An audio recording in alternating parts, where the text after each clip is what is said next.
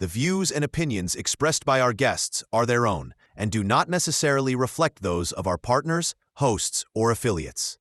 Our goal is to support short track racing and the dedicated men and women who make it possible while providing entertainment for our listeners. Now, sit back, enjoy the show, and let's hear the stories.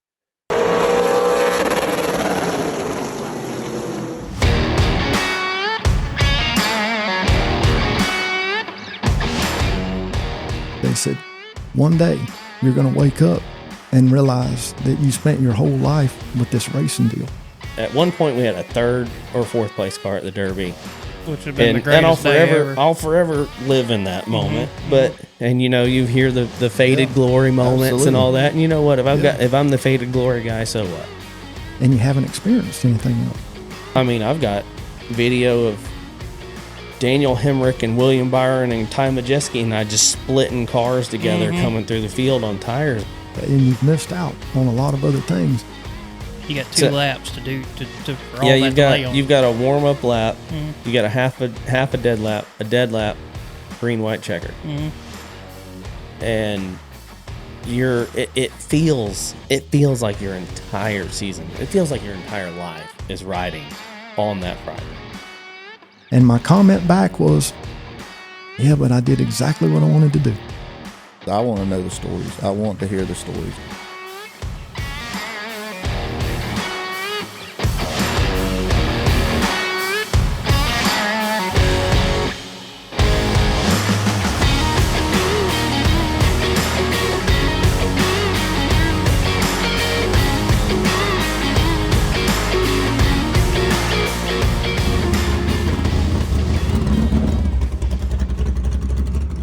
Hey guys, welcome back to the Short Track Shakedown, brought to you today by Star Medicare and Blackwater Bookkeeping. I am Josh Goodwin alongside my good friend Jake Moore. Jake, how are you, buddy? Doing pretty good. I'm just getting ready to beat you this weekend. Why not? Oh, I hear you. Bring it on, Big Daddy. Bring it on. It's going to be the first time we're racing together at the same time. This is going to be a good time. Oh, yeah. Well, man, we've got a great show for you guys. Local hero is Logan Boyett. His family is famous in the Pensacola area for owning Boyett Septic. Number one in the number two business. There you go. I look forward to this conversation. I think it's going to be a good one. He has come from racing go-karts here in the local area, starting right there on Old Quarryfield Road, all the way up to the super late models, and has had quite the successful career, won a lot of races, a lot of championships. I really look forward to this conversation, Jake. Yeah, I'm really excited about it. Logan's a personal friend of ours. We've all kind of hung out together for years and been many good times, and this one's going to be a fun one. I can already feel it. Yeah, I think it's going to be a barn burner. Let's get him in the room, Jake. Let's do it. Retirement. Have you ever thought about what that word means or how it may change your life? Have you ever thought about getting on Medicare or how to even talk about getting on Medicare? You need to call Kenny Thorpe at 5-Star Medicare. They make Medicare easy. They can answer all of your questions, including about supplements to Medicare. They deal with Aetna, Cigna, Devoted Health Plans, Humana, and United Healthcare. Give Kenny a call today at 850-525-2424. Again, that's 850-525-2424. Well, Logan, thank you so much for being with us today and sitting down. I know it's Mother's Day, and you've probably had a lot of stuff going on today, and we are recording the show a little bit later than we normally would, but I certainly appreciate you taking the time today and being with us. Absolutely. Glad to be here. We had a really good Mother's Day today. That's awesome. Started out with some impromptu family visit that we had, fortunate enough to have this weekend, and big old 9x13 breakfast casserole got smashed by the whole family. Heck, nothing left but whatever stuck to the bottom of the pan. And, heck yeah. Tried to go to Buc-ee's. That wasn't really a good idea. Every single drivable space out there was completely nose to tail. Holy so cow. We ended up going down towards Silver Hill a little bit, coming back and just saying the heck with it. Went to Academy and then went out to Coastal County Brewing and sat there and had a couple beers and nice. Watched the kids play. Man, that's a good day. I'm sure Alyssa enjoyed that. She did. And that's awesome. Well, man, let's get right into the interview. You've had a long standing career in the local area, racing and everything from go-karts to super late models, and now you're back in the outlaw class. I want to kind of just dive into it. Your family has really been huge in the racing community around this area. Even with Sid and stuff like that, we've told Sid stories in the past. Started with your granddaddy and building cars and everything. Tell me how on your side of things in your generation, how you come into racing and how you got started. Man, I tell you, I know grandfather started racing. He was in the very first race out at Five Flags, and they even went as far as being promoters out there at the racetrack at one point in time, Really? as for what Dad told me. Right. And I remember Dad and Scott Carlson, Donnie Brusso getting us all started, and with Brandon and Cody, we all got started in yard carts and everything back when we were 4 or 5 years old, and started out there at Pensacola Raceway Park out on Old Quarry Field. Nice. And that's really how we got me going, and never really looked back from there. I think we didn't race. I'm 35 years old, been racing 30 years, and I think we might not have raced 1 year out of that, and I may not even be right about that. Dang. It's amazing how many people have come off of Old Quarryfield Road. Mm-hmm. You know what I mean? Like a lot of drivers in this area have come off of Old Quarryfield Road. That's awesome. Yep. We don't realize how much that track means to this community until you sit down with somebody like Logan or like a Cody, or you know what I mean? And then you hear Everybody's got to start somewhere. Yeah, everybody starts somewhere, man. That is awesome. So you started at 5 years old in go-karts. Now, yard carts, what is a yard cart? Everybody's heard that term, but what is a yard cart exactly? Man, I was 5. I couldn't really tell you that much. He said he just showed up and drove. I remember it That's being right. just very straightforward, just very straightforward, safe chassis. I don't know if they built it or bought it. I could have sworn they built it. Mm-hmm. That Scott and Donnie and Charlie, or Scott built it. I really don't recall. I recall more of some of the racing stuff, and I recall pretty significant flip where Mom jumped a 6 or 8 foot fence. No, I remember So tell me about barrel rolling through the infield at Old Quarry or on Old Quarry out at Pensacola Raceway, and I just remember Mom saying that she had cleared the fence around the racetrack, just jumped right over it, climbed it, hopped it over the fence to run out there, and I have a recollection of rolling through the infield, and I don't remember if it was once or twice, but I do recall some of it. Man, And, that's cool. Yeah, I really couldn't say much else. I remember racing out at Oak Grove Motorsports Park and racing around the southeast a little bit here and there in Atlanta and South Carolina and stuff like that. Out in Jasper, we struggled in Jasper real bad when we went out there, but we had a lot of success around here in Oak Grove Motorsports Park out in Baker, and with Ryan Paul and Little Donnie and Cody and golly, man, I couldn't even tell you, JT and all those guys in South Carolina from High Tech and Millennium Racing Chassis.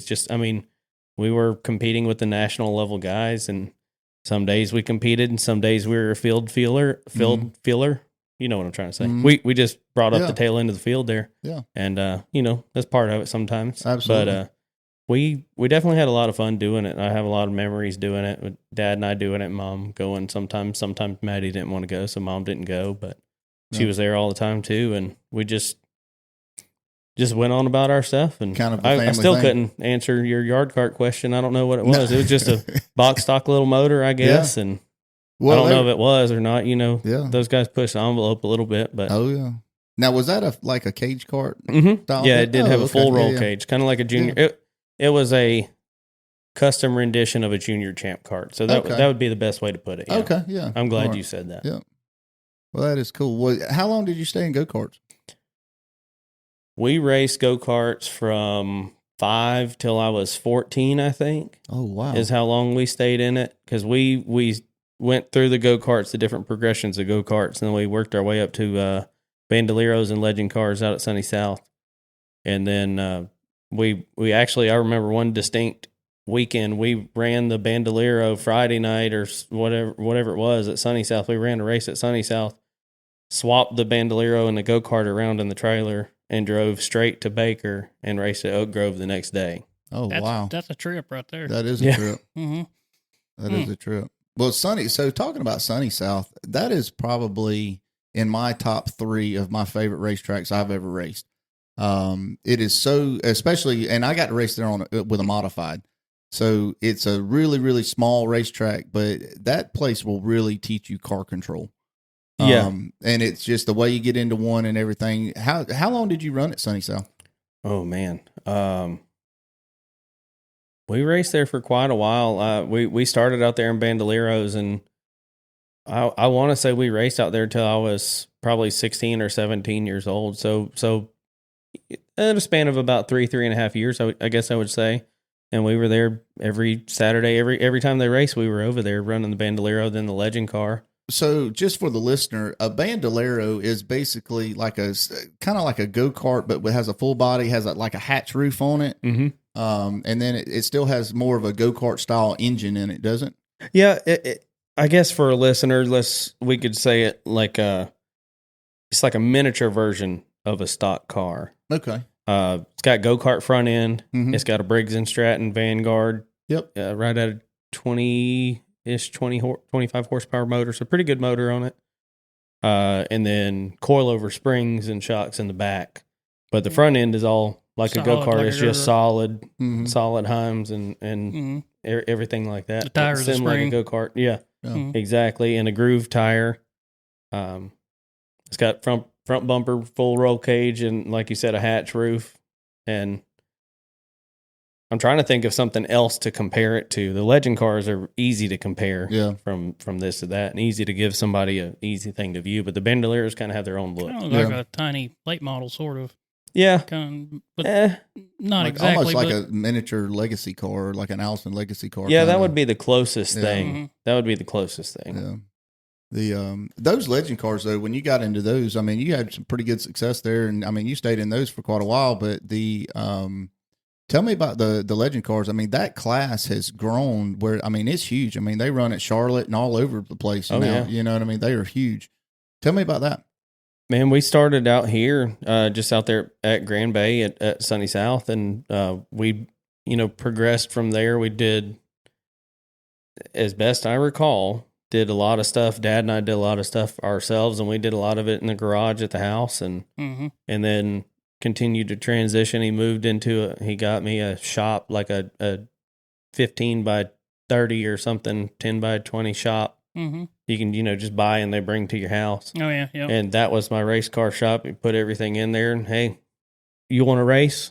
You get out here and you do this stuff. If you don't want to get it done, we're not going to the races this weekend. That's a good way for it to be. So that's the best way worked, for it to be. Mm-hmm. And if I want to go to the racetrack, it was up to me to go. And I'm not saying he didn't help me, and nobody helped me. I'm not saying that at all.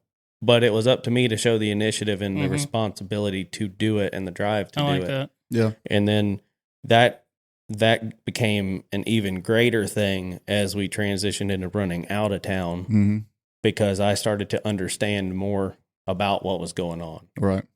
Well, and you were what, 14, 15, 16 years old then? Yeah, 14, 15, and 16. We got out of Legend cars when I was 17. Nice. Now, from the Legend cars, did you go right into like running Pensacola and around the Southeast in a late model, or how did that transition go? Yeah, actually, that's pretty much exactly how it went. I don't want to skip through it too much and make it too short, but we continued to run around here. We ran the semi-pro ranks and Young Lion ranks here. Mm-hmm. And then from the Young Lion, we went to the semi-pro, and we were raced with, I don't know if you know Larry Robinson from Mobile. You would know him as soon as you saw him, you'd recognize him. Mm-hmm. He comes to every single race over here, and Alyssa and I see him all over the place. He works at Peterbilt dealer Rush over there in Mobile. Okay. And his son raced with us, and it was, again, with Ryan Paul and Noah Tanner, Donnie's son, and Jeremy Lundy, and just Wyatt Webb out of Mississippi. Yeah. He raced with us at that point in time. And I mean, we had a lot of really stiff competition around here. And I mean, we could go anywhere and compete. Ryan, heck, we've loaded up Ryan's car in our hauler, and all of us buck out and go to Lanier and race for the weekend and come back home and go to Anderson together and stuff like that. I mean, we had a lot of fun doing that. And those cars teach you a whole lot of car control, because they have a whole lot of motor. They used to have a different engine in them than they do now, I believe. Mm-hmm. But it used to be a Yamaha street bike engine. Yeah. Yeah. Sound like crotch rockets going around the racetrack. Absolutely, yeah. Yeah, exactly. And but they were 4-corner springs. They had 2 or 3 piece spindle. And I'm trying to think of how the upper control arm was just one little stick across, and the lower was 1 or 2 piece tie rod across of it, and clevis and stuff like that. I mean, just pretty straightforward, simple. Had a track bar in the back that you couldn't move. It was in a fixed position. Right. And that's how some of those guys cheated their stuff. They would, spend countless hours moving and relocating that track bar mount. How they did it and not plan on getting caught is beyond me. Actually moving it on the chassis? They would move it on the chassis. Shit. But like I say, it'd be the easiest thing in the world to take a measurement from Halo or one of the crossbars to here. But they did it whenever they could. And I'm fortunate to say we didn't, to my knowledge, we were never a part of that. That was mine and Dad's thing. Once I became able to speak for myself and the way we, Mark and Billy and I, hold it, and everybody that we operate with holds ourselves right now. If we got to cheat to be there, I don't want to be there. Right. Whenever I have to cheat to win the race, we're just not gonna race. Right. I'm not gonna do it. I understand. But back to the legend car thing, so I don't go down that dirt road. But they're a lot of fun, and it's like a miniature Ford coupe, Ford sedan, Chevy sedan. And a couple little Dodge bodies, I think. Like a mini vintage car. Yeah, essentially it's a mini vintage car. And then they've got out in Texas, they run them, they call it the Dwarf Series. Okay. And they're similar. But I've got a chance to go run one of those with my buddy Dylan Spreen and his brother Brandon Spreen out in Austin, Texas, and around in there. Okay. I just haven't committed to go over there and run the dwarf cars yet, but they do a really good job and have a lot of fun with those too. It's a big class whenever it's on iRacing. Oh yeah, because I didn't know that. I hadn't never really been on iRacing except up at DJ Vanderlee's house is about the most I've ever done. But I haven't been on it much, but I do remember running one of those on there. That the Legends class in general has gotten huge. I mean, a lot of the drivers that you see on NASCAR today, that's where they started, was in the Legend cars, and that's where they came from. Kevin's got Keelan going through it now. Of course, Keelan's in 3 or 4 different race cars right now, but that's what you've got to do, because the more stuff you can be in drive, the better off you're going to be. You're going to feel heavy, lazy, fast, slow. I think Kyle in Larson regards to responses. responses. Kyle Larson, because he's raced so many different things, and his talent shows it. And I think now a lot of people are seeing that. Yeah, I think the only thing that's left is him and Max Verstappen's contest on the F1 car. Now they're swinging about that. I know he's already talking about it all the time. Oh, I know. I've been seeing so much stuff about it. I know they're trying to line up a V8. I know they're trying to line up a V8 supercar right now too for him. Really? Yep, in Australia. That'll be something. He's doing the double again this year, running the 600 and the Indy 500. So. I mean, he did really, really well last time. I don't see why he wouldn't. I think he probably won't quit until he wins it. Right. And I think that he, it's funny, not to get off on a tangent, but it's funny about the talents that you see in racing. And in my era, the greatest talent that I've ever seen was Tony Stewart. And Tony's done the double multiple times. He now holds a record when he just won that NHRA. Yes. Yep. He's the only person that's ever won a NASCAR championship, an IndyCar championship, now won a drag racing. Top fuel race. Yeah. You know what I mean? Like, I don't know of any other person that's ever going to beat that. But when, like, this generation coming up is Kyle Larson, and the previous generation was AJ Foyt. And I think there's been a couple super truck, like stadium truck type drivers that have done something similar, but not to to my knowledge. Of course, I'm no Swami about it, but to my knowledge, I think you're right. There's just not a whole lot of people that can say that they've done everything. I mean, like, what hasn't Kyle won in? Well, and that's where I was going with this. I mean, there's kind of two, and what made me think of this is when you said the Keelan thing, and then I got to thinking about Brexton Busch. Mm-hmm. There's 2 different progressions to get to the next level. Now, obviously, they, their dads were NASCAR drivers. They got the best of the best of the best. But there's a dirt progression, like the Kyle Larson. He come from the dirt world and sprint cars. And then you've got the asphalt side of it, where the legend cars come in, and you go from legends cars to Allison Legacy cars or something like that, and then go to pro late models or late model stocks and. Dale Jr. is a huge proponent of the late model stock class. I mean, he's running the shit out of that with the Cars Tour. They're doing a fantastic job. Absolutely, they are. Do you own a small business? Do you know how much profit you made last month? Do you know what your biggest expense was last month? Do you even know that you need to know these things? Well, you need to call Blackwater Bookkeeping if you didn't answer yes to any of those questions. Steph at Blackwater Bookkeeping can help you figure out where your money's going and where it's coming from and help you strategize your business in the best way based on the numbers. Numbers don't lie. She can also get you ready for next year's tax season and be ahead of the game instead of behind the 8 ball. Give her a call today at 850-290-3043. And remember, whether it's startups or cleanups, Steph can get it done. I finally got to see one of those in person last year. We went up there to Tri-County to race, and I had something going on with my back, and I ended up not even being able to race. We ended up putting Jack put Kyle Campbell in the car, and he did a fantastic job for being thrown right in the car. Yeah, fit to me, and he's a foot and a half shorter than I am almost. I mean, I think Kyle's like 5'3" or something like that. Oh wow! And I'm not 6 foot something. I'm just 5'10", 5'11", but still I'm a big fella. That's a lot for him to fit in. And man, that seat I was in, it was absolutely killing me. He got out of the car and he was hurt. I mean, hurting. But that was some insane racing. I mean, they were 3 wide at sometimes, and so were the Pro Late models. Oh yeah.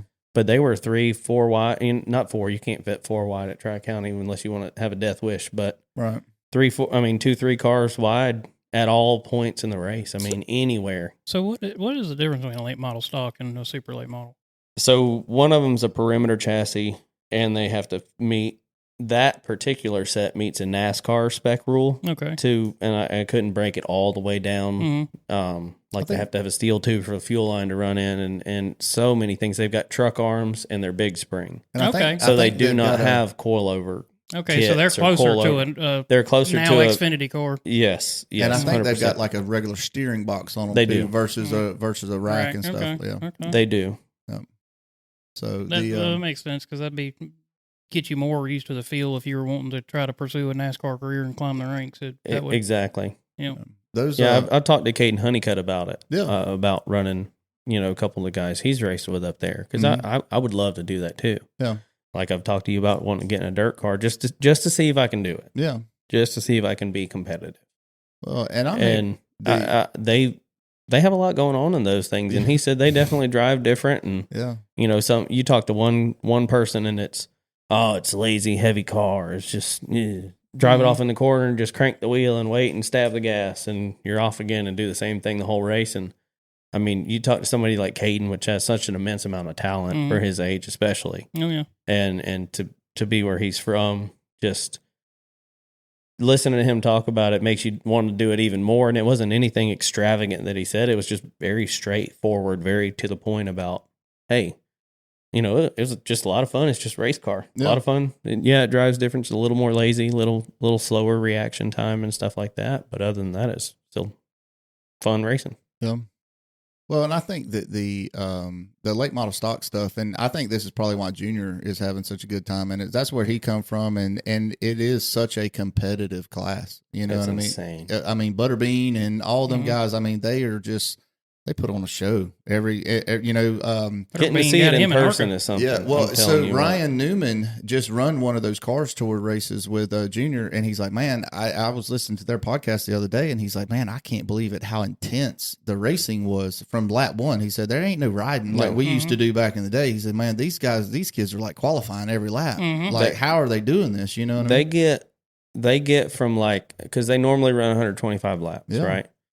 So and correct me if I'm wrong, but just like everything else, the first 5 laps is balls to the wall as hard as you can go. Everything just to get it sorted out, just to get everything sorted out, and then you go. But I mean, there isn't much riding. I mean, they're cautiously aggressive is the term I like to use. I'm sure y'all have heard it and used it, and just the way that they race and compete, like you can see that they're holding back and being conservative, but they're still being aggressive at the same time. Like they're not doing anything stupid.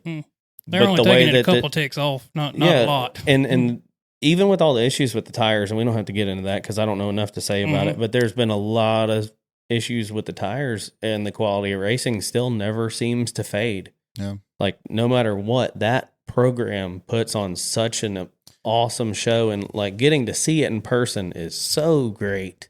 So I think that you would be a great person to ask this question to, just because you come from that generation. You come up, pro racing, super racing, and we're certainly going to cover your career in that in just a second. But these younger kids that are racing today, that we're watching, whether it be Five Flags, Mobile, the Cars Tour, stuff like that, they're a lot more aggressive than what I feel like drivers in the past have been, but they also don't have the consequences that the drivers in the past. They don't have to go home and work on their stuff. They don't, they've either got a crew or their dad does it or this or that. And these young kids, they are putting on good shows because they're balls to the wall. Mm-hmm. It's kind of goes back to that deal of like, bring me back the steering wheel or a trophy. Right. It makes a great product, but at what cost? Right. Exactly. That's exactly right. And that's where I wanted to go with you on that. I mean, I feel that there has to be a good balance there between of respect, you know what I mean, and race respect. And I've seen this, and we may be over the listener's head just a little bit here, but the race craft over the last several years has suffered because of that. And it is exciting to watch. However, at the cost of it is almost gone off the rails. You know what I mean? Mm-hmm. I mean, the cost of racing has just gone extreme because of that. You know what I mean? And for the blue collar racer that is trying to compete with these kids and trying to build a car in his own shop, you know what I mean, and go race with these guys, I mean, you almost can't do it. You know what I mean? Because they'll just wreck you and move you out of the way, and it may take you 6 months to get back to the racetrack. They'll be back next week. You know what I mean? So I agree with what you're saying with respective other points. Mm-hmm. And what I mean by that is the way that the kids drive, and some of them you think they have no consequences and you think they don't know how to do anything. And those are the ones that you expect the least out of, actually do stuff. Yeah. They actually know how to work on a car, they have to get in the shop, clean it. And even if they're having a $30,000, $40,000 race ride or $20,000 race ride, they still have responsibilities for it. And it is more few and far between now, and I think that's just the way it's evolved. It's the nature of it. Yeah, it's the way it's evolved. But to Josh's point, it is definitely harder for the weekend racer, right, to go to a Cars Tour race, for example, or a UARA or a Southern Super Series race and compete. It's not easy. Like when we ran for Pat Jett back in 2020, that was the first time I'd ran a super in a year. We qualified 8th, finished 8th. Yeah. That's a great day. Yeah. It's a great day. Absolutely. Yeah, absolutely. But it was here. Had it not been here, I think I'd have been okay. Right. But I don't know how okay. And that was still 5 years ago. Almost 5 years ago now. Mm-hmm.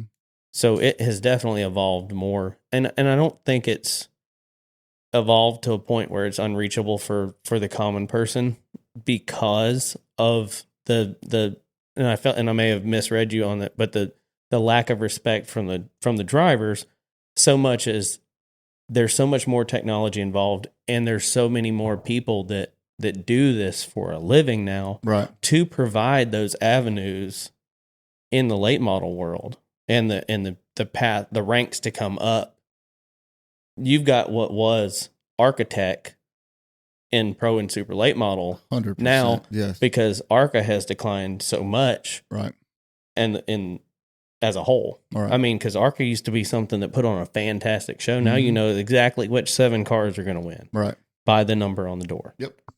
And I'm not saying there's not talented drivers. Oh yeah, not saying there's I get not, what you're saying. Not I know talented exactly what you're trying to say. Crews and teams, and they don't.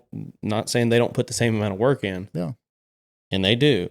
But you think 10 years ago when we watched that product from the couch, like, oh man, look at that! Wow, like we get all these races this weekend. We got ARCA trucks, Busch Series then and Cup Series. Like, wow, look at all this. And now you're like, there's seven cars are going to put on a really good show in the ARCA ranks, and other than that, you don't really care to watch. Well, and I think it's the same. But I way still in don't think it's too. necessarily the lack of respect or the way that the driver is, as much as it's just so hard to keep up with the tech. Yeah, like when we sold our super late model program, I say program, but when we sold our car and got out of it from doing it ourselves. I mean, I had some help. I had a guy named Tom Coxon that lives right down the shop. He helped me every single day. And I had, when we were late models, I'm talking about just at the end. I'll get through all the people that have helped me. Mm-hmm. At some point, I'm sure we'll touch on all that. Oh, yeah. But when we sold it, I had a guy named Danny Cronick out of Georgia, a guy named Brian Burris, a guy named Ryan Howell. Billy Peavy helped me whenever he could find the time to help me, and if I really needed his help. Mm-hmm. And Tom Coxon from right down the road. And I mean, I had my wife's help and support, and my dad's help and support, and everything like that. I'm not saying anything like that, but hands on in the shop. It was again back to the, do you want to go? Yeah, get you out gotta there and make it go. work. Mm-hmm. I'll make sure you get to go. Right. If you make sure the car gets to go. Mm-hmm. So I would work, and some days I didn't have to work hardly, so I could just stay in the shop. Some days I had to work, and then work in the shop till 3 a.m. Mm-hmm. I spent more time on the Gale Force machine running options of bump stop and spring packages just to teach learn. myself Yep. than I did anything. And you don't have half the time to do that. Right. When you're doing that, and I just did that this week with some stuff that I'm doing out here in the shop, but it is amazing how much time can pass by. Yes. And when you're learning, you're having fun learning. Well, and not only that, but like when you're when you're doing it, you're writing all this stuff down, and you're almost like a beautiful mind, because you got all these notes of this. All right, well, if I stack this bump stop with this shim and then do this, and then I've got to get this spring and then this. And so you've got all these different combinations written down. 100%. And then at the end of the day, you got to be smart enough to be like, all right, well, this is the combination I got to go with this week. Yeah, you've got to know how to take the bottom half of page 37 and put it on the race car. That's exactly right. And that is the hardest part. And you've got to know when. But that's one. Like, am I in? When I cut the car off the wall and I start loading the front end, I load the right front and I blow through the right front. Am I blowing through the spring? Am I blowing through the bump stop? Mm-hmm. Am I on the bump so hard, and that's what make the car jump and pitch? Mm-hmm. Am I not? Do I not have when you're doing it, when you're driving and working on it's up to you to make the call. Mm-hmm. And I haven't had to do that my whole life. I'm not saying that, but I've had to do that. And been fortunate enough. I take it as a huge blessing to have been in that position, because I learned more racing from 2016, 2018 to now than I have my entire life. Really? Just from being able to do so many different things with so many different people. And exactly, being able to do both sides of it. And it makes you appreciate things a lot more. Mm-hmm. And I enjoy racing more knowing, all right, look, I can do this and help myself here. I can do this and help myself here. And it helps for me. It helps a lot to make it more racecraft. Yeah, I agree with that. You know what I mean? Well, if you know how it works, it's easier to understand what you're feeling in the car. If you're knowing how everything's working. Exactly. No, it really does. And that's the way my mind works. Mm-hmm. It's not just like, oh, I turn the steering wheel, it's tight. Mm-hmm. And I get on the gas and it's loose. Why is it tight? Yeah, Mm-hmm. I've had Gerald Boyd so pissed off at me to where he wanted to throttle my ass to death because I'd be so overly analytical about stuff. And he's like, no. I don't need to know all that yet. I just need to know this first. Just give me the meatball here. Give me the big meatball here. I want the whole meatloaf. I don't need your meatball yet. Mm-hmm. Mm-hmm. I don't need you to tell me that much yet. Part of being a hometown hero is looking good at the racetrack. Whether it be a wrap, t-shirts, hats, a fire suit, or trailer curtains, HP Graphics can get the job done for you. They have been on my race car for many years and have done an incredible job. TJ Paul is great to work with. Give him a call today at 601-946-3645. You know, going back to the thing you sitting there talking about on a Gale Force machine, just spending hours, that's probably one of my favorite things to do with a race car is just learn and gather data and get I probably that information. spent 8 to 10 hours a day doing that. I would sit there as soon as I start, I'd look at my phone and I'd stop and I'd get up, go to the bathroom, go get something to eat, come back. Hell, half the time I wouldn't even leave because once you leave, my little ADHD brain is like, oh, we're on an adventure now. Yep. But you get to a point where you're just lost in it, and not even lost that you don't know what's going on. It's like Josh said, there's so much information. I want to change this and do this and do this and do this and do this, and like one example, we got the 2015 Snowball. I had Brian Burris from Pro Shocks with factory help from Pro Shocks, and Danny Cronick from Georgia, and all of our badass people that we have. I'm just talking about like the three of us making the decisions. Mm-hmm. And Brian was bringing shocks from AFCO Pro, double adjustable, triple adjustable, quadruple adjustable shocks. I mean, stuff I'd never even heard of before at that time. And we went out and tested for the Snowball, and we were decent. We had a decent car. We weren't nobody was crazy happy. Nobody was over the moon about anything. We came back, and I'd ordered these FabWorks bump stops. They looked like two symbols pushed together, like a little flying saucer. Oh yeah, I know what you're And talking Hunter about. Robbins had told me about them. Yep. They flatten out once they crush. Yes. Yeah, I've got some. But they're progressive and linear at the same time. It's the graph on them is insane. It is. Yeah. It really is. The graph on them is a lot of fun to watch, and then feel how they load in the car.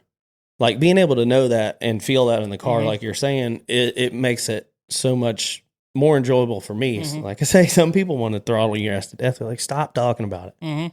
But we unloaded at the Derby. I told Danny, I was like, hey, I want to build a left rear with bump stops in it. And I want to change this right front bump. I got 3 of them. I've got like a 50, a 70, and an 85 or 50, 60, 75, something like that. All right, let's do it. So we unload, and we're in the top 10. The whole week. I mean, straight out of the trailer, top 10. Night and day difference in the car. I was like, all right, let's change the right front bump, because the car was really balanced. It was really good on landing. Had a little bit of a hesitation. Had like a 30 to 50 foot roll tight right towards the end of the wall in turns 1 and 2, right as the wall wraps, where you see that fender paint. Yeah. The fender painting right there. Right there, that's where the car would be tight. And it was tight some off the left rear too, but at one point we were tied up from the wall. Well, so we changed the right front bump, get in, and the right front just goes soft, and it washes right through the right front corner of the car. Come back in, put that one back on, go back out, make sure we didn't mess anything up. We didn't change a single other thing. Go back out, put the stiffest one that we had on there, the highest durometer one we had on there. Excuse me. And go back out, turn the car off the wall. It takes it set, and it dances off the right front and just twitches free. Just twitch, free, and that was it. Nothing crazy, but I knew that wasn't the answer. Right, yeah. So we come back in. All right, we're going back to this one right here. We're going to work on everything else. I mean, it was good. Yeah. So we worked around, and the rest of the week, I think we moved the track bar a couple times, played with a couple spring rubbers just so we would know what happened if we needed it. But we still never fell out of the top 15 that whole, I don't even know if we fell out the top 10, but not the whole top 15 that whole week. All right. And I mean, you don't get to say that often for one. Not with a competitive field like that. But to your point earlier, to know what's going on makes that a whole lot more enjoyable. Oh, yeah. For the 80th Than time just I've said being that. I'm going to try to use a different phrase here eventually. No, I get what you mean. You're not blind to it. You understand that it's more relatable, all that good stuff. Yeah, 100%. And so then we just started playing. We decided, all right, we've got this much left rear travel. Let's engage it here. We're going to engage we didn't have the bump stop engaged. First, we had it on the shock, but we didn't have it engaged because you don't need to try to figure out both of those things at the first at once. So then we're happy with the front end, happy how everything goes. We start working on the left rear corner of the car. And all we did the rest of the week, besides a couple little this and that, just to see what it did if we needed it, was put packers in the left rear. Shim it. Yeah. I'd put a 1/4 inch here, put a 3/8 here, just see what pull happens. that 3/8 out and put a 16th in it. Just play with it, this and that and this and that. And we tailored that car around and moved that tide around and around and around and around and around. And we never could get it out. And it still stayed that it went from 30 to 50, 30 to 60 feet to 20 to 40 feet. So we lessened it, but it was just that little bit of hesitation. Right. And I mean, hell, we still qualified in the teens that year, Oh, yeah, 16 teens. That's it. Yeah. And That was a hell of a lap. I couldn't believe it. Nobody could. Yeah. Hell of And a lap. that was in a GART car. Yep. That was still in a Grand American race car. Right. Yeah. And that was one of the last years that They really, the Grand Americans and the Super were top tier. Right. I mean, could still be in the top 5 of the field. Casey Roderick was in one, and I was in one, and you were the buzz around the Derby that year. I mean, it really was. I mean, just to have a hometown guy in the show like that, but that lap was, I mean, it was heard around the racetrack. Everybody knew about it. I've heard a lot of stuff on media and whatnot about it, and I mean, for us, obviously, yeah, I felt that way. Yeah. But then to hear it, just like to hear that I'm a short track veteran, I'm like, no, I'm not. I'm not. And I'm like, wait a minute. I've been racing at Five Flags for 18 years. Yeah. Yeah. And I'm like, Doesn't seem like Yeah, it. you're a veteran. No, it doesn't. It doesn't. It still doesn't sound right. But that year was so crucial to my sustaining my ability to continue to work and want to learn on that. Right. And when I lost sight of myself and lost sight of the racing, and we started struggling and slipping, and when it was time to get out, I really did. The beginning of 2018, I looked at myself, and you can ask Alyssa this. She was there for it. She heard me say it. And so did so many other people. I was like, I don't know if I can do this anymore. Like, and thinking back to that 2015 Snowball, like we're in the top, we qualified 5th with the best racers in the entire world in a late model that were able to make it. Right. And I mean, hell, we weren't with any kind of rough crowd at all. Right. Yeah. Mhm. I mean, I've got video of Daniel Hemrick and William Byron and Ty Majeski and I just splitting cars together coming through the field on tires, and just like to say that I was there. It's funny to me. It's funny to me. It may sound stupid, but I'm going to say it anyways. I'm sitting on the couch on Sunday or Saturday and watching, and we'll be having friends over that aren't really racing related. I'm like, oh, hey, look, we've competed with that guy. We've outrun them and them and them. Mm-hmm. But I'm still sitting my ass on the couch and I'm watching them on TV. But hey, we did it. Yeah. Right. Yeah. Hey, you were in there with them when it mattered. I get a great deal of humor out of it, because most of those people that you get to watch are actually pretty cool people. Yeah. Like Oh, Daniel yeah. Hemrick is. I remember watching his very first. Actually, I remember when Daniel Hemrick owned William Byron's late model, and he came to op. And Garvey was still racing. Garvey won that night, if I'm not mistaken. And watching William, I came up to Daniel and Kinsey after the races, and I was like, that kid has got it. Mm-hmm. I was like, whatever you did to find him, don't ever change anything, because that kid's badass. Mm-hmm. You could just see the way, not only was the car good, right, but what he did with the car, the amount of respect that he had in a place that, like you were talking about earlier, he didn't have to have that respect. You're here to win, son. Go. Right. Mm-hmm. You're here to win. I don't care what you have to do to win. Bring me the checkered flag or the steering wheel. Right.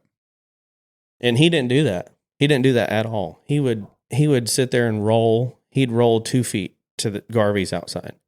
Then he'd roll a half foot. Then he'd tire track him. Then he'd roll a half car down. Then he'd roll a car down. And he would just sit there and move that car and point it, and he'd point it Try to play the 2 chess car game. lengths back here before he'd move his braking points. You could just see it. The race. And crowd. I've never been able to see something in such an analytical mindset as I have that day, and I don't know why, but it was a lot of fun for me to watch that and to like be able to pick up on it and just see how methodical he was on what he was trying to do. Yeah, and he didn't drive through him. He could have punted his ass 15 times. He never touched him. He might have rolled into him once, but he didn't even try to turn underneath. He was trying to figure it out. Yeah, he wanted to figure it out or finish second. He was going to figure out a clean way by him, or he was going to run second, and he did. That's respectable. And It he really did is. an absolutely fantastic job. Well, and And I've talked to him since then, and he was the one that spun us. Let me rephrase that. I think he spun us, but regardless, I spun off of Byron's nose in that 2015 Snowball. We were going to finish 7th. Yeah. That's a win. Yeah. Like, Oh, that's yeah. a badass Yeah. day. Yeah. Yeah, hell that's yeah. an awesome day. Yeah. At the Derby. That's a party at the afterwards. Yeah, it is. And coming through 3 and 4, I'm watching the white flag in his hand, and I feel boom, and just put it in the wood, drive it in the inside wall, and stand on the gas, drive it the rest of the way around. The nose is folded on the car, and smoke everywhere, just driving through all that stuff. And I get done, and I'm sitting on the door because they came out and got me with the golf cart and pushed me back so I didn't blow the motor up. And I'll never forget this either. And Chad Finley sitting on the wall, he goes, "You're a crazy son of a bitch trying to finish the race that way. You know that?" And man, shit. I mean, you got to finish. yeah, you know? I was like, "Hey, I've never finished one of these things. I was going to finish. Right. We were going to finish, and we Right. did.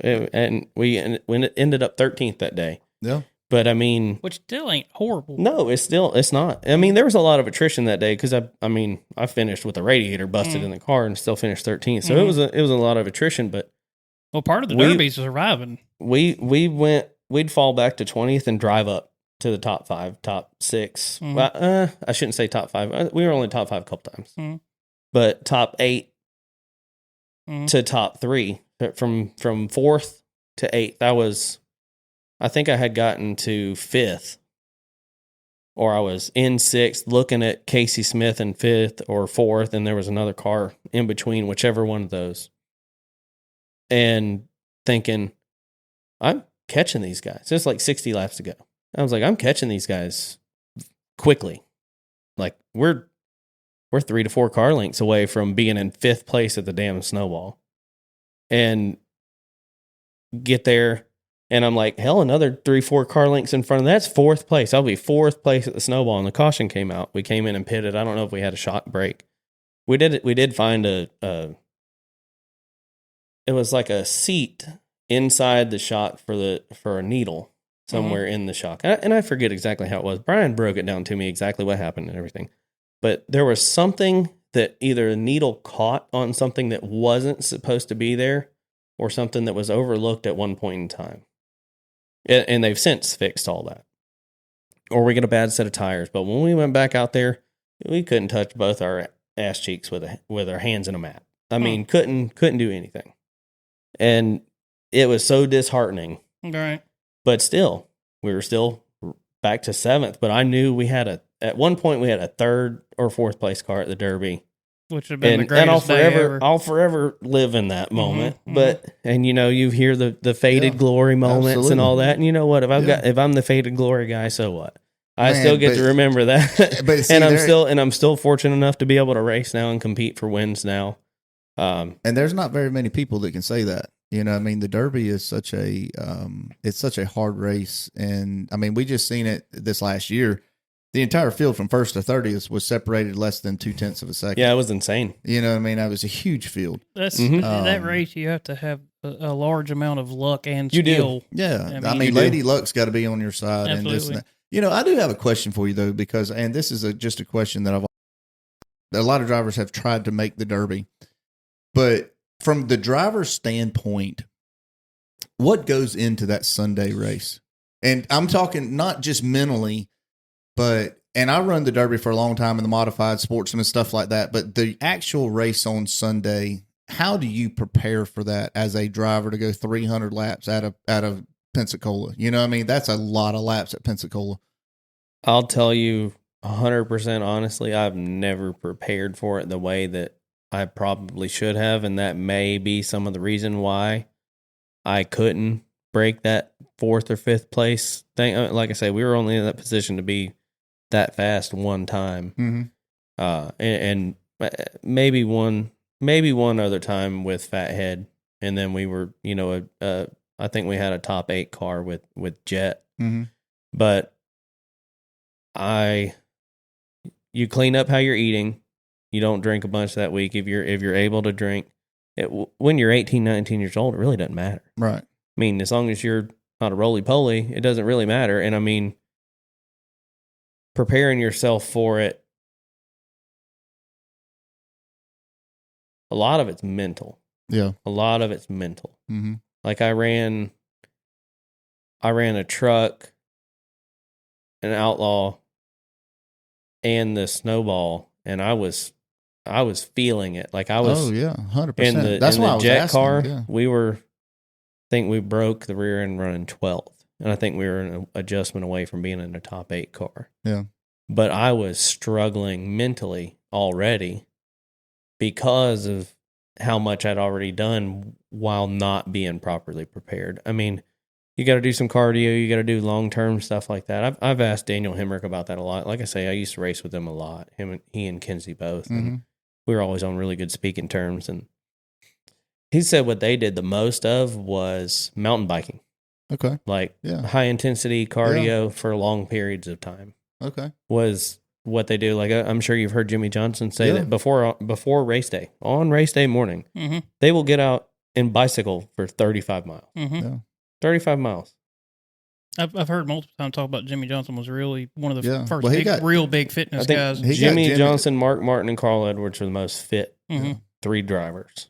And Junior. they Mark all Martin got- is still incredibly Oh, fit. Absolutely. But Dale Jr. talks about on the download all the time how he was mountain biking with Jimmy and, Mhm. and that whole team. I mean, they had like a group, Mhm. and that's what they did. And I mean, mountain biking ain't no joke. No, but, it's not. Mhm. you know, I mean, winter is over. Racing season is in full bloom, and hurricane season is only weeks away. Don't wait till Jim Cantori shows up on Pensacola Beach to make sure that your house is hurricane ready. You need to give Window World of Pensacola a call. We specialize in impact and non-impact rated windows, but our impact line is what you need for the upcoming hurricane season. Give us a call today at 850-484-9998 or come by the office at 10108 North Palafox Street. So I got a question. So we're kind of bouncing off of his. Can you tell the listeners from the driver's perspective, since you've raced in the snowball, explain the emotions and the Oh man, mental of the qualifying for the Snowball Derby? Ooh.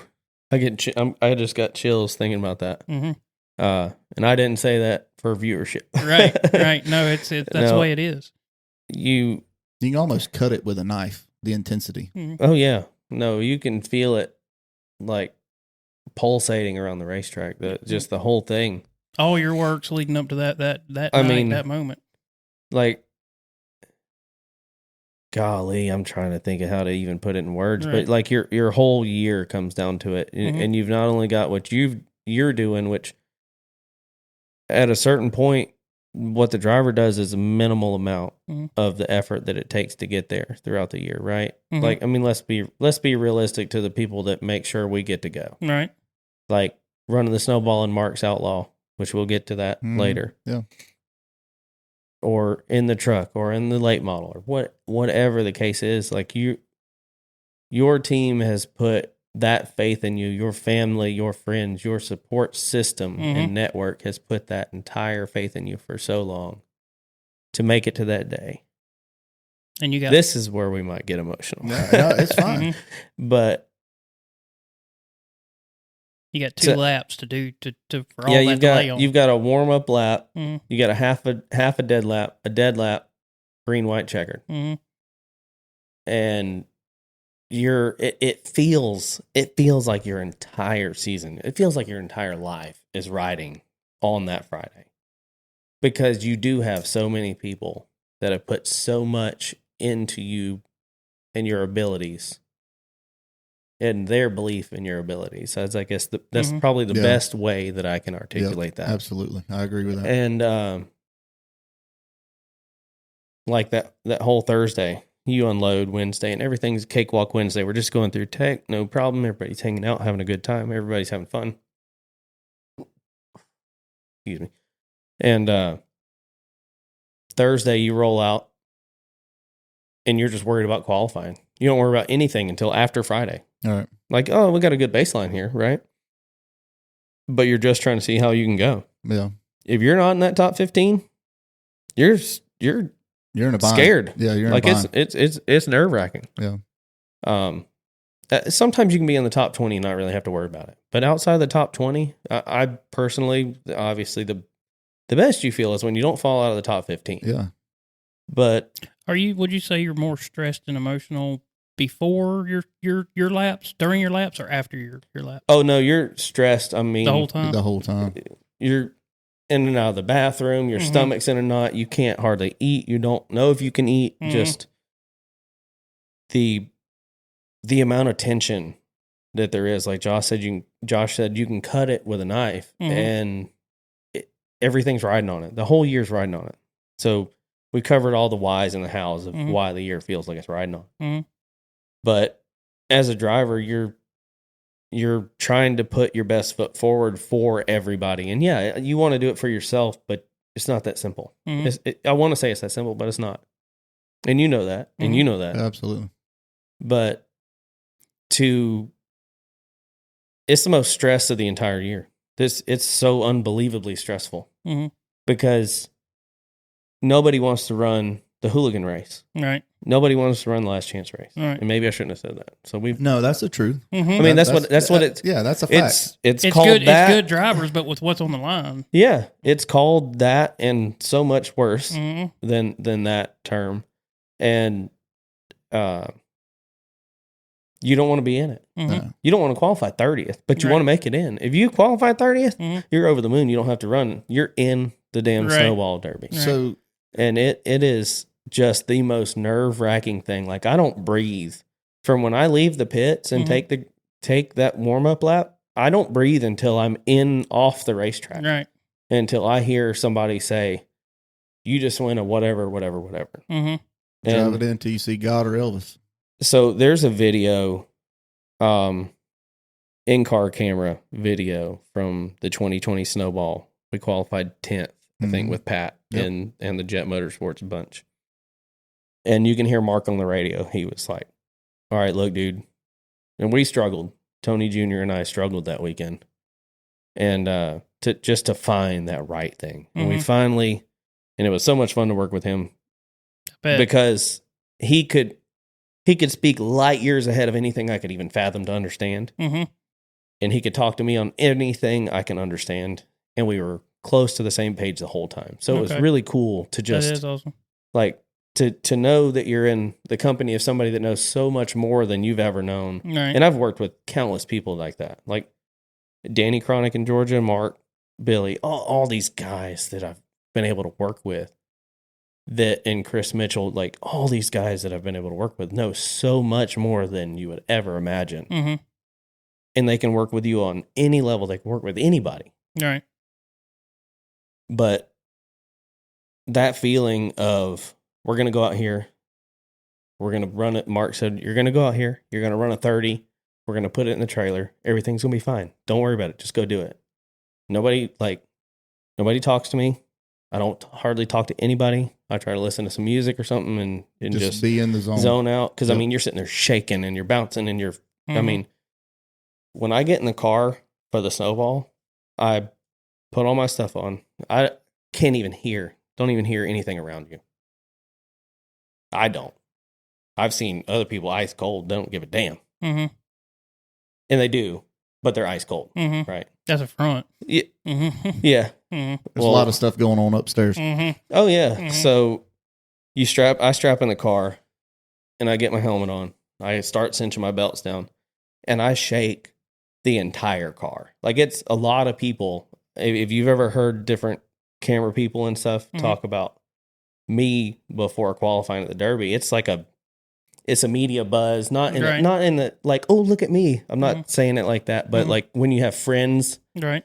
like Jamie Williams and rest his soul, and everybody that you're friends with in the media, Mhm. like, man, we love to watch you because it cracks us up. Mm-hmm. Because I get in the car and when I tighten my dumb belts down, I don't know how I get them undone. Right. Like, I mean, I'm shaking the entire race car. I'm bouncing my head off the seat and I'm sitting there the shaking. jitters, I'm yeah. shaking my Mhm. arms out, my hands out before I put my gloves on and stuff. And I'm freaking out. Right. It's the best feeling. in the world. Control is. freaking It out. really is, because I've never had the opportunity or the privilege to run a supercar at the Derby, but for the modified race, the modified The setting, Derby's a Derby.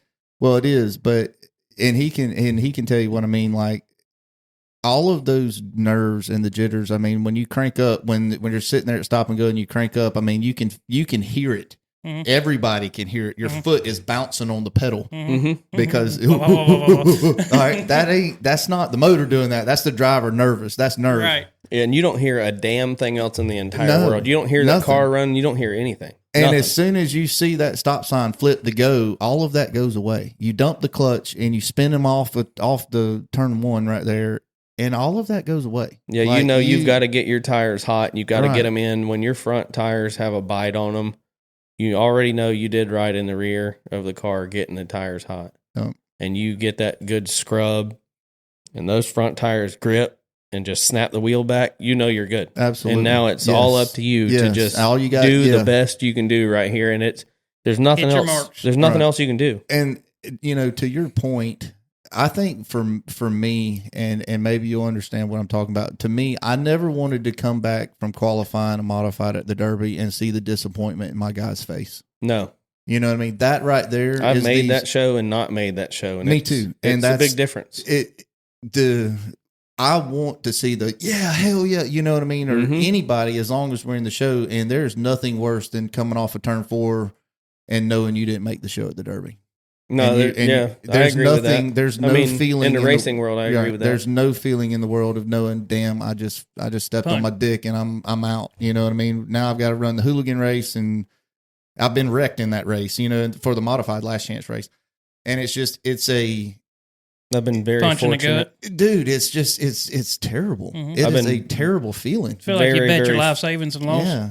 Yeah. Yeah, that's exactly been right. Really fortunate. I have not had to run that race. The 1 year I was going to, I opted out of it because I didn't think we had a car capable of competing. Right. I did not think so. I knew if we didn't make it, we were not good enough to be there that year. Mm-hmm.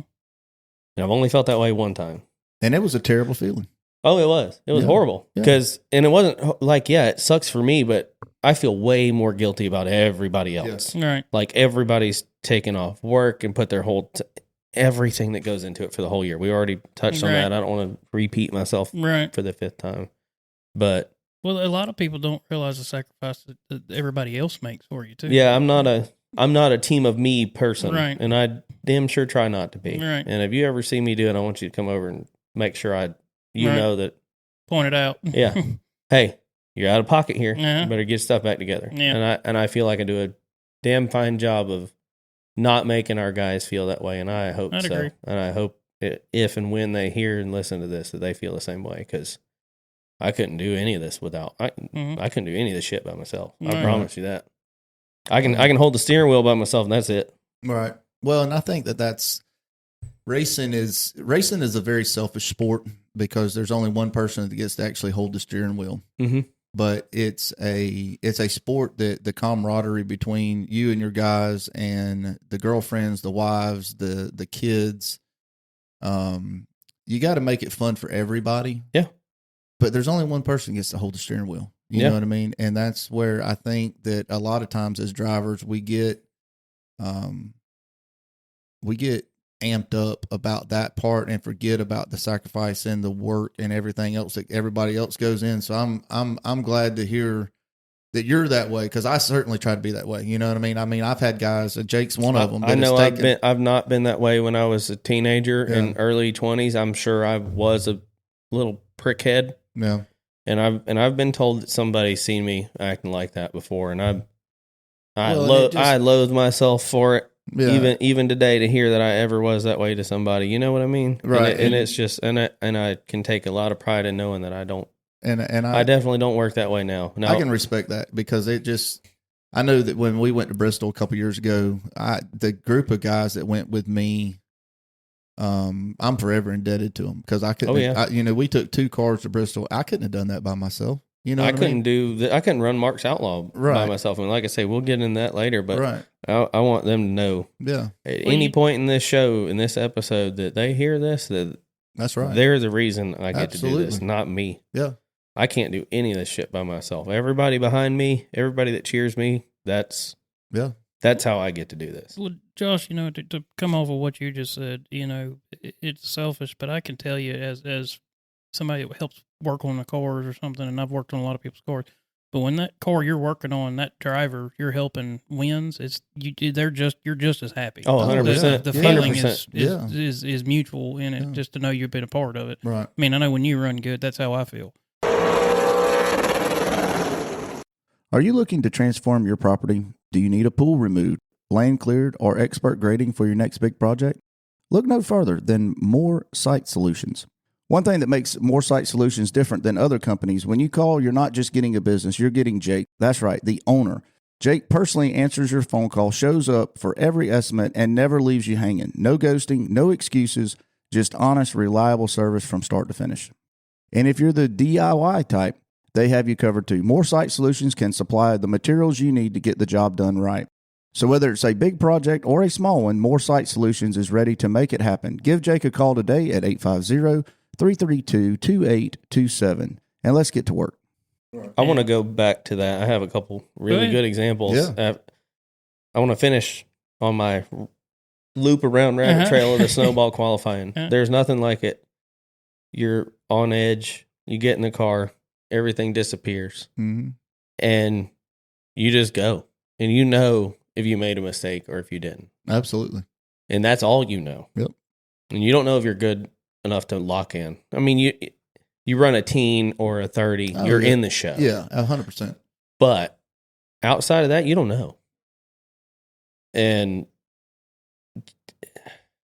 there's no other feeling like it that I've ever experienced in the racing world. And I don't want to equate it to familial things because I feel like that's not fair to a lot of people to equate it to. So I don't really want to do that. But in the racing world, there's nothing like that I've ever done attempting to qualify for the snowball. And just making that happen, getting out of the car and knowing you did it. Once that last car goes, you lose it. You lose all, like, the rest of the weekend's just gravy. You're like, there's pictures and videos of all of us just hysterically crying because you're just sitting there. Like, you run a 30 and you're still sitting there like, something's going to happen. They're all going to, like, next 15 cars are going to just be lightning ass fast. And something. I've not made it on time. What was it? Two or three of the, I think I've attempted it like 6 or 7 times. I can't remember. And I've not made it twice that I know of for sure. The very first time I tried it, I think I qualified 35th and I was fortunate enough to have a provisional. And I qualified 31st once, qualified 28th, 24th, 19th, 10th, 6th, 5th, and I think that's about it. And I mean, it doesn't matter where you qualify. 35th is whenever you come in and you can tell everybody knows you're not making this shit. Right. You're not making the show. It's not happening. Right. All the weeks work, like everything. the wind is just out of everybody's sails, and it, like, you feel like, damn it, man. And that's and the then worst you look feeling. at everybody else, and they're all like, oh, shit, dude. That's the worst feeling. I swear to God, that's the worst feeling in the world. To see that in your guy's face that had poured their guts out for you all week long, worked their ass off. To see that feeling, that's the worst feeling I've ever experienced in the racing world. Yeah, it's definitely. I'll grab the cord here. You good? It's definitely not a good feeling, but there's. I can imagine if you. I can't equate it to anything because, like I say, like if I say it, the common person won't understand it, and I don't want to offend anybody, but it could be. We're just not going to go there. Okay. It's not fair to a lot of people to say what I was getting ready to say, and it's not even a bad thing. But if it gets taken the wrong way, it's going to hurt. It would be really not fair. But to I a lot can of imagine people. if you do make it Like on time. it's milestone life events. Let's say that it could be some equivalent feeling to milestones in life for a lot people. Yeah. Every year when that happens, when you do, because you make never it in know on if you're time. going to see it again. Right. When you do make it in on time and that last car rolls out, the pressure comes off immediately. Oh yeah, there's probably no you're other feeling like pressure. You're lucky if you off. don't shit your pants or throw up. Right. I mean, you start crying. Everybody else around you's crying. The rest of the weekend, honest to God, after Friday, the rest of the weekend, and I've been involved with Dwayne Brigade and this and that. Is that why the you know, Friday night party's always so oh much better? God, yes, Yeah. dude, and you don't understand. It's also the earliest you go to bed too, because you're just done. You're spent. Yeah. You're empty from everything. You're mentally drained, but like that's Friday at the Derby is the Derby. That is the Derby because the rest of the weekend is gravy. Like we're in the show, we're racing on Sunday, we're on the pit box, we're doing this, we're part of the group. Everybody gets their picture made. Yeah. Like it don't matter where yes, you want to win the Derby, but and you want to do well, and you want to do well. But making the show's half the win. That it's 7/8 of the battle. Yeah. I mean, you're there. Yeah. You know, it's like the Dumb and Dumber movie. We're there, man. Yeah. Yeah, You know, I that's mean, exactly shit. right. We're there. And that's all there is to it, you know? But so we kind of, that was an awesome, I really like that we got off on that tangent, but I do want to bring us back to, you know, your early, late model days and stuff like that, because, you know, Talking about back to the legend days, don't we? Probably. But so we'll kind of just jump right into because you had a lot of success in the late models, especially early on and everything. But didn't you qualify on the pole at the Rattlesnake one year? Yeah. At the Rattler. So tell me, just so the listener knows, we've talked about the qualifying at the Derby and this and that, but when you go to some of these other races, and it's not to belittle these other races, because they're all big races, you know. It's hard to explain what you're trying to say, right? Yeah, it's like the Rattler at Op, that's their Derby, and I get it, but it's not the same from a driver standpoint. It's not the same as the Derby. But how do you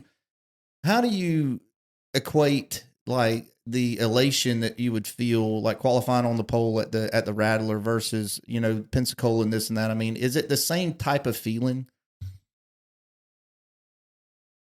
It's a loaded question, right? Because you, like you say, you know that somebody's going to hear it and be like, "Well, what the hell?" Right, and I don't mean it. I don't mean it probably the way I made it sound. It's nothing like that. Yeah. But you're not wrong, right? Like the Rattler starts your season, right? The Derby closes it, right? The Derby closes your year, right? And everybody that's behind you, it closes, or not behind, beside you, right?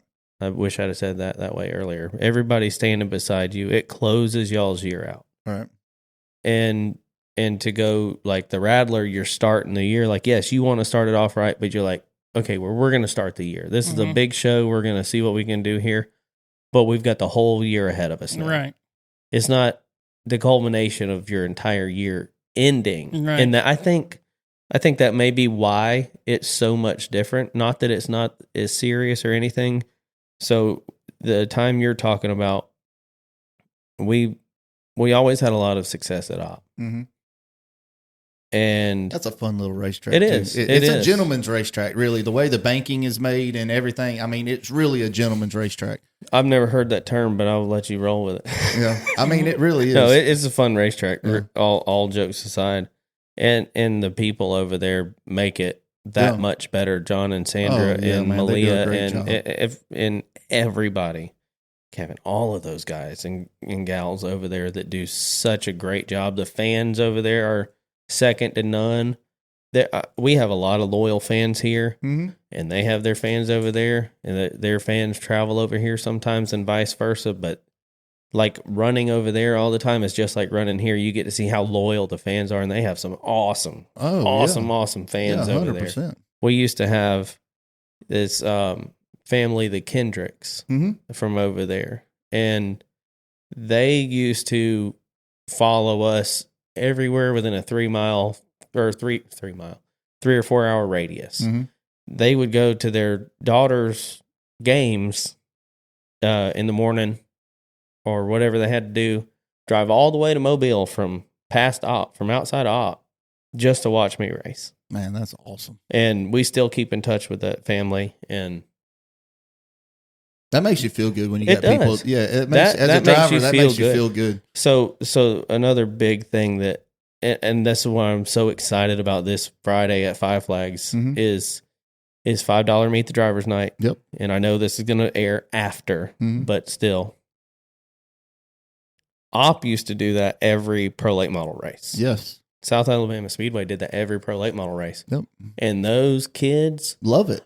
Absolutely loved it, and they loved you. I've got some of my favorite pictures ever from young fans at Op, just enamored by you. Well, to them, you're Superman. You know what I mean? And you can see it. You can see it in the kids' faces. And I've said it before on this podcast, like once a year doing Meet the Drivers is not enough. No, it's not. It's not enough. You can't do it every time, but you could do it more. And the more interactive you get to be, the more incentive people have to come, because they want to come and watch you, but you think about any kid driver introductions, parking the car on the front straightaway, going to the spotter stand. You see those kids sitting there at the fence. Oh my God. Hey. And they just want you to acknowledge them. Yeah, they just want you to look at hey, it'll buddy, make their entire year. Just that's it. wave at them And from you got inside a the fan car. for life. Yeah. Mhm. You know, if you walk up, shake their hand, sign their shirt. A lot of them carry the little checker flags around. You know, they like to get, and you sign that, man. You got a fan for life, right? 100%. You know what I mean? And we've kind of killed this a lot. I mean, we got to get back to the Rattler. I get it, but we beat I started it too. We beat it to death. But man, kids are the future of the sport. They are, And and if they're you the future don't- of the fan base. And if there Yes. is no fan base, there is no point in having it. That's exactly right. I am not going to go race at an empty racetrack. Me neither. I'm not going to go. Yeah. I mean, don't get me wrong. I would love to go. If the guys wanted to go, I would go. Right. But the guys aren't going to want to go either. Right. Well, who's going to Dude, watch? Right. That's exactly right. This is a fan-based sport, just like football, baseball, hockey, soccer, anything There is else. nothing like walking across in the racing world. For me, walking across that stage on Sunday and Yes. hear hundreds of people, and I'm not a thousands guy, Mhm. and it's fine with me.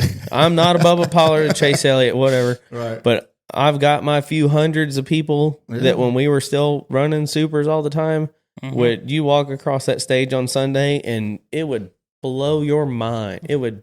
I mean, I'd damn near cry right on the stage just hear that many you're people the cheer. hometown guy. Well, that's what I was just And- about to say. You are the hometown hero. You know? That makes you feel so good Oh, yeah. to have people Yeah. that you've never even met just Yeah. completely adore you. Right. And And, it goes back for a long time. You were the last of the Mohicans, you know what I mean, as far as the Pensacola, born and bred in Pensacola to be racing the Snowball Derby. And I think that, the fans knew that. Everybody knows that. You know what I mean? Logan Boyett, your name is synonymous with racing and because of your family business, this, that, whatever. But you're a Pensacola boy. You know what I mean? And like when you get to go and be in the Snowball Derby at Pensacola, being a Pensacolian, you know what I mean? that's another term I've never heard. Pensacolian. I've heard it. Yeah, I've heard it. We're all Pensacolians, but I'll give him a hard time anytime I get a damn chance, but I'm Yeah. going to have to give him that one. Okay, all right. I never heard of it. but it really does. And the fans love to see a hometown guy in the show. You know what I mean? And you kind of pull for it. If you And don't, it gets talked about. It gets Hell a lot yeah, of it gets a does. lot of media presence Yeah. when Kyle Bryant was in there. yeah, And if we didn't race that year and Kyle was in it, he got a Yeah. ton of media coverage because of it. Because if we went to Winchester, Indiana, or Slinger, or anywhere, Mhm. if we went to Devil's Bowl in Vermont, the local person is going to get a lot of coverage because They're they the race local. there all the time and they're the local. Yep. Mm-hmm. And 100%. and you're trying to see if they can hang with everybody else. With the economy back on the rise and interest rates coming down, if you're looking for a new home in the Panhandle area, give Levada Burrows McIntyre a call with Century 21 BE3. She's been serving the Panhandle, helping buyers and sellers achieve all of their real estate needs. Give her a call at 850-554-2180 or find her on her website at levadasales.com. Well, so let's get back on. So The Rattler. Well, all right. So the Rattler. All right. So tell me about that race, qualifying on the pole, and how that race went for you. Obviously, it started out great with qualifying on pole. How'd that race end up? I'm trying to remember where we finished. We didn't finish very great compared to our qualifying. For us, it was a huge Yeah. poop day. Really? And we still, I'd have to look. Excuse me. And we ended up 8th, 10th, 12th, somewhere around in there. But we'd always had a lot of success at OP. And 2010, we were Viper Series co-champions. They had some kind of a point system glitch or whatever, but we won one of the races that year, and we led, I think, at least at some point in all 4 or 5 of the races over there in the Viper Series. You were in leading at some point 2010, or not in every man, single race. Damn, that's a huge accomplishment. And it was Sam, I think it's Sam Smith over there. That yellow is a black and green 17 car, if I'm not mistaken. And Corey Rubel, Bubba Pollard, myself, Brandon Odom, and there were a few other people that ran every single race over there. Mhm. But it was always between us. Unless it was the Rattler time or the Alabama 200 time. Mm-hmm. And we ended up winning the championship that year with one victory. We had a rear end break one time. Damn, I didn't realize you'd won the championship up there. That's yeah, cool. it was technically, the way it ended up being technically a co-championship because they could not figure out a way to break it down. Even though I won a race and the other guy did not. I don't know. But like I say, I don't want to sound like I'm slandering the racetrack. Those people are too great for that. Yeah. And we just had a lot of success there. So when we went back with went back and raced some Pro Late models there in 2011, and we kind of did some spot here and there and there and there and there. You know how it is points racing. It'll take the wind out of your sails sometimes. So yes, we did more hopping around, and we almost won the Alabama 200 and almost counts and horseshoes and hand grenades. If your aunt had wheels, she'd be a bike. Right. But we almost won the Alabama 200 in 2011 against Augie. Mm-hmm. And I still don't know what I did wrong. I think I don't know. We went green, had Augie just about pass. Caution came out. Same thing as the Outlaw race at the Derby. Yeah. Damn near had him passed. Right. And the caution came out. And I couldn't get back to him at all. But that next year we rolled out with the Super. And we'd run some Super stuff here. And we had a Pro car still. Right. So we went over to the Rattler with our supercar, and we just unloaded good. And I went over to Frank, and Frankie was like, I said, hey, Frankie, these are grill cars? This is a grill car. Well, the McGonigal motor at the time. And now I'm running Pruitt in our Outlaw. Yeah. But at that point in time, we were running a McGonigal with a Gart car high tower transmission. And that was the first time we'd ever taken a supercar over there. And we go over there and unload good. It rained like every time you came off the racetrack. It seemed like every break in practice, it was raining. But it would rain just enough to wash the racetrack off. And it would dry. We'd dry back up. And it was the craziest day.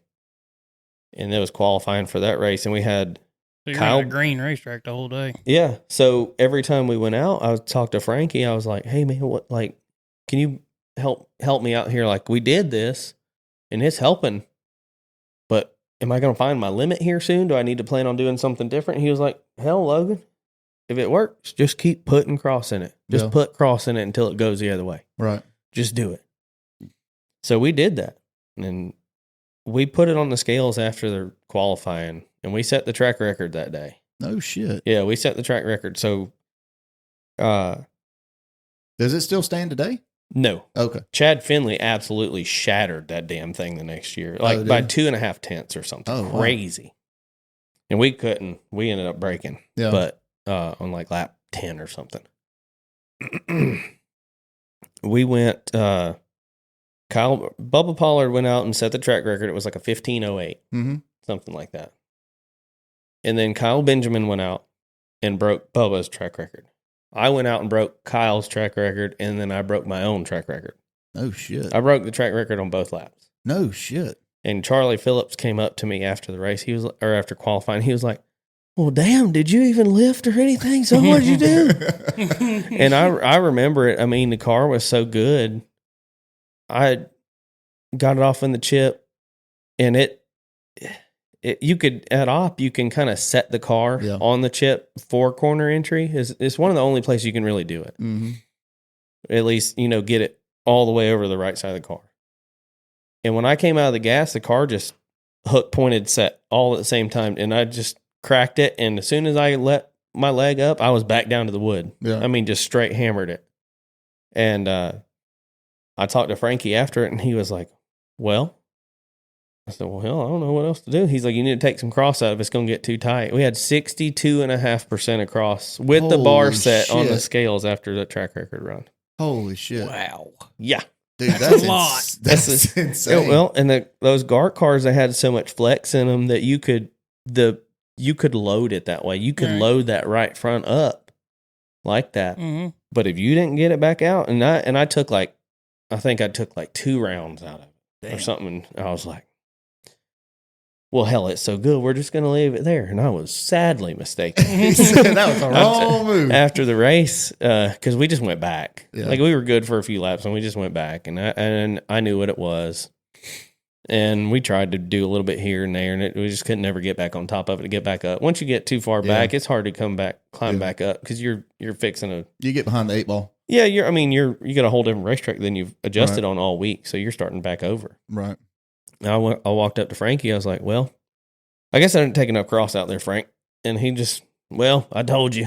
And off he walked. Frankie was a man of few words. Right. So for the most part, too. And He was he didn't sugarcoat a damn thing. Kind of guy. Yeah.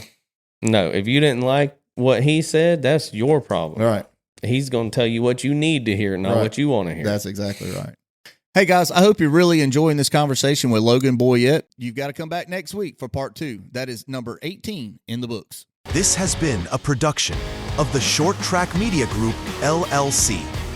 Any unauthorized recording, reproduction, or distribution without express written consent from the Short Track Media Group, LLC is strictly prohibited and will result in legal action.